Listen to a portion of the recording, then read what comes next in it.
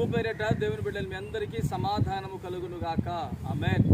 ప్రియమైన దేవుని బిడ్డారా, మనం ఈ దినములలో దేవుని సన్నిధిని కనబడుటకు చాలా ఇబ్బంది పడుతూ ఉంటాం. ఎందుకంటే దేవుని సన్నిధిలో ఎంతో ఆశీర్వాదం దాగి ఉన్నది. దేవాది దేవుడు మనతో మాట్లాడుతాడు. ఆ దేవాది దేవుని యొక్క ముఖ దర్శనము చేసుకున్నటువంటి భాగ్యము దేవుని సన్నిధిలోనే ఉన్నది. మరి నీవైతే దేవుని సన్నిధిని విడువక ప్రభుని ఆరాధన చేయించున్నాక మనము దేవుని సన్నిధిలో ఎక్కువ సమయాన్ని గడపడానికి కొందరు ఆతృత పడి ఆశపడతారు, ఇష్టపడతారు, మరికొందరు ఇష్టపడరు. అయితే పరిశుద్ధ గ్రంథంలో ఒక మాట మీకు తెలియపరుస్తాను. జకరియా గ్రంథము 3వ అధ్యాయము 7వ వచనములో చివరిలో మనం గమనించినట్లయితే, మరియు ఇక్కడ నిలవబడి వారికి కలిగినట్లు నా సన్నిధిని నిలుచు భాగ్యము నీకిత్తును. ఆమేన్.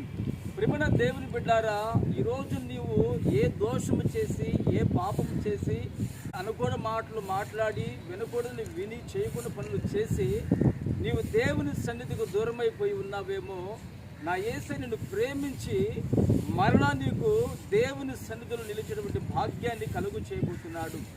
ఆయన సన్నిధిలో ఏముందో తెలుసా అంటే, సంపూర్ణ ఆరోగ్యం ఉన్నది. ఆయన సన్నిధిలో సంపూర్ణ సంతోషం ఉన్నది.